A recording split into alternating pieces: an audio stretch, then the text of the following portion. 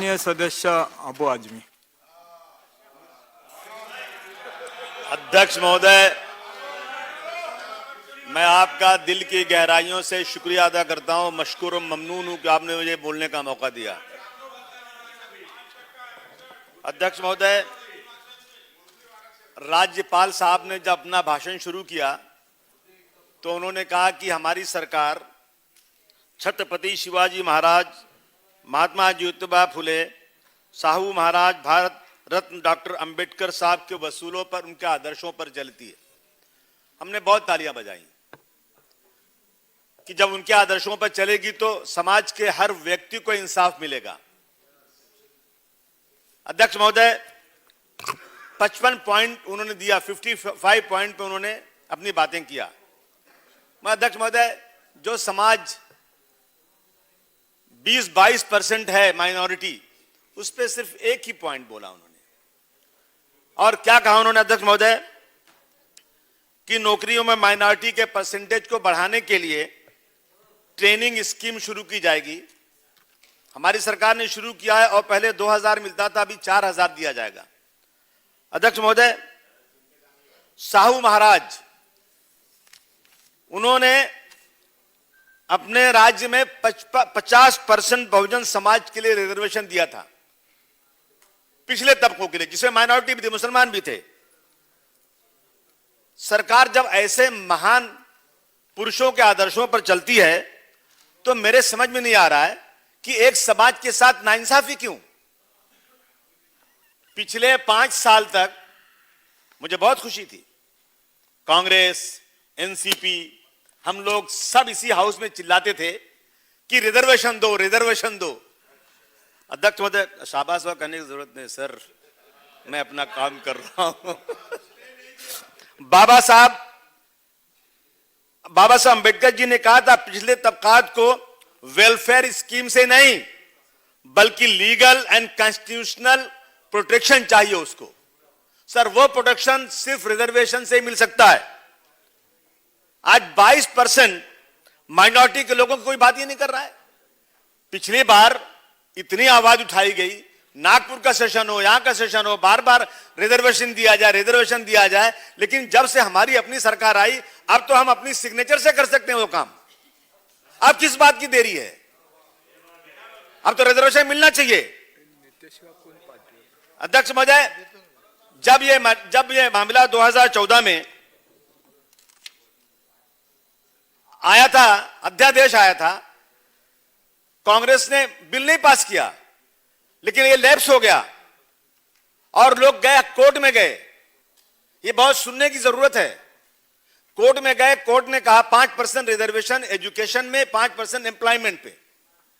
और high court ने, sir legal कोई हिच नहीं है, हाई कोर्ट ने कहा कि 5% एजुकेशन में मुसलमानों को रिजर्वेशन दे सकते हैं, फिर क्यों नहीं मिल रहा है? मैं अपने तमाम साथियों से पूछना चाहता हूं, जबान क्यों बंद हो गई? मतलब एक समाज को दबाएंगे, एक समाज के साथ नाइंसाफी करेंगे, तभी आप सत्ता में आएंगे? ये बहुत गलत हो रहा है। अध्यक्ष महोदय, मैं मांग करना चाहता हूं कि इस सेशन के अंदर अब की बार ये बिल पास होना चाहिए। अध्यक्ष महोदय, इस देश के 13 राज्यों ने,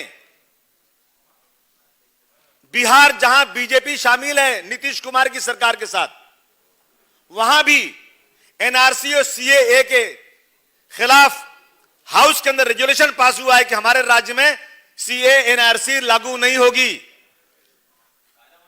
मेरे मुख्यमंत्री जी ने भी कहा था, मैं डेलीगेशन लेकर गया था, सत्तार भाई सुन लो आप भी, और सबके सामने कहा था मेरे मुख्यमंत्री जी ने कि मेरे राज्य में सीए एनआरसी लागू नहीं होगी। मैं हाथ जोड़ के निवेदन करना चाहता हूं कि इसी सेशन में उसको रेजोल्यूशन ला दो और कह दो कि भी हमारे यहां नहीं हो। कम से कम जो लोगों के अंदर एक भय है, एक डर है, वो डर उनका खत्म हो जाए। लड़ते रहेंगे, लड़ते रहेंगे।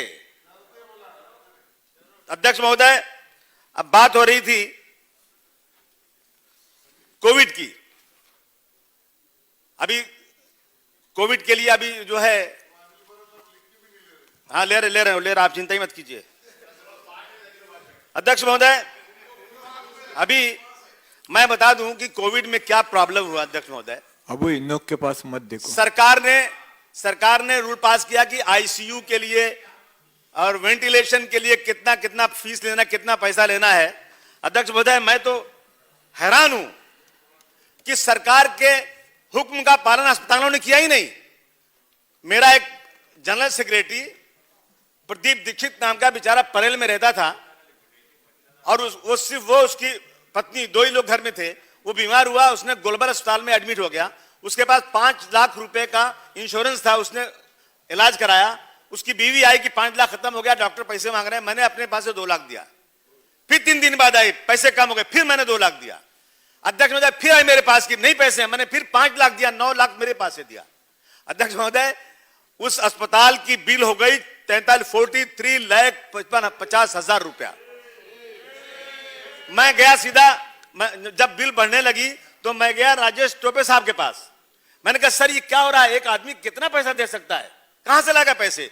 उन्होंने उसी वक्त मिस्टर इकबाल चहल कमिश्नर को फोन किया, अस्पताल से बात किया। मैंने एक गारंटी लेटर दिया कि आप इससे पैसे मत मांगना, ये अच्छा हो जाएगा, मैं पैसे पूरा दूंगा और आप जो है मंत्री महोदय और कमिश्नर महोदय से गारंटी ले लो कि मैं पैसे दूंगा। अध्यक्ष महोदय 19, साढ़े 19 लाख 20 लाख देने के बाद अभी भी उनको चाहिए 23 लाख रुपया और मैं नहीं दे रहा हूं। मेरे पास रोज एप्लीकेशन आ रहा है। इसके इंसाफ चाहिए, कितना पैसा कहां से लाएंगे लोग। और बहुत कोविड में काम हुआ है। हालत ये कि 100 फुट ग्लोबल, परेल का ग्लोबल, मेरे नाम उनका और चिट्ठी भेजना, वारंट भेजने वाले पैसा तो नहीं दूंगा पैसा उसको मैं। मतलब 100 मीटर की दूरी, घर से अस्पताल 100 मीटर दूर है। और एम्बुलेंस वाले 50,000 रुपया, 25,000 रुपया। टैक्सी में नहीं जा सकता आदमी, बीमार है, वो पैसे वसूले जा रहे हैं। मतलब अब फिर से कहा गया कि फिर डर है कि फिर से कोविड दोबारा आ सकता है। ये प्रिकॉशन लेना बहुत जरूरी है।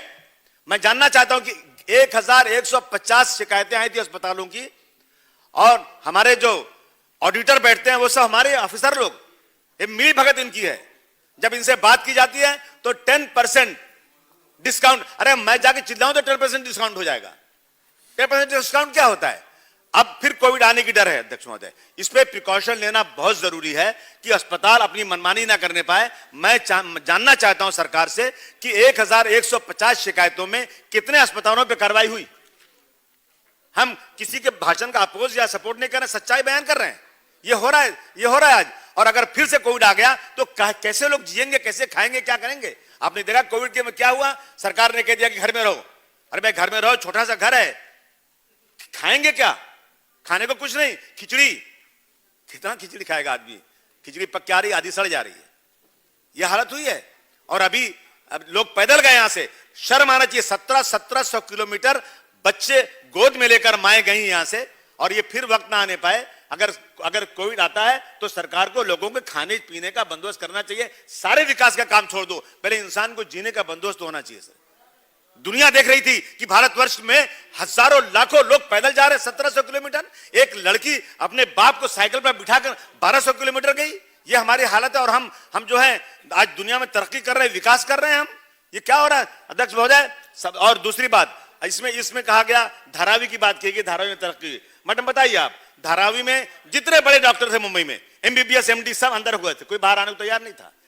यूनानी डॉक्टरों ने बहुत काम किया, BOMS डॉक्टरों ने बहुत काम किया। धारावी में जितने सेंटर चले सब चला है, जितने थाना में, कल्याण में, मुंबई में चले, मैक्सिमम BOMS डॉक्टरों ने काम किया है। तो मैं चाहता हूं कि इसके अंदर कम से कम BOMS डॉक्टरों का अप्रिसिएशन होना चाहिए। और सरकारी नौकरियों में उन डॉक्टरों को जिन्होंने अपनी जान पर खेल के काम किया है, भले डिग्री उनकी MBBS नहीं है, लेकिन उन्होंने काम को उनको नौकरी मिलना चाहिए, उनको होना चाहिए, अप्रिसिएशन उनका होना चाहिए। अध्यक्ष महोदय, आइंदा आने वाले दिनों में ऐसी चीज ना हो, इस पे हमको पहले से प्रिकॉशन लेना चाहिए। मैं, आपने मुझे बोलने दिया, मैं बहुत एक चीज और अध्यक्ष महोदय, एक चीज और रहेगी अध्यक्ष महोदय। आज देखिए एक ठाकुर प्रज्ञा सिंह पुरोहित का केस चल रहा है, और इस केस में जो 2008 में ब्लास्ट हुआ था मालेगांव के अंदर, उस ब्लास्ट के अंदर 6 मुसलमान मारे गए थे, कई सैकड़ों लोग जख्मी हुए थे। इसमें 2 चार्जशीट आई है। एक चार्जशीट ATS ने दिया है, दूसरी चार्जशीट NIA ने दिया है।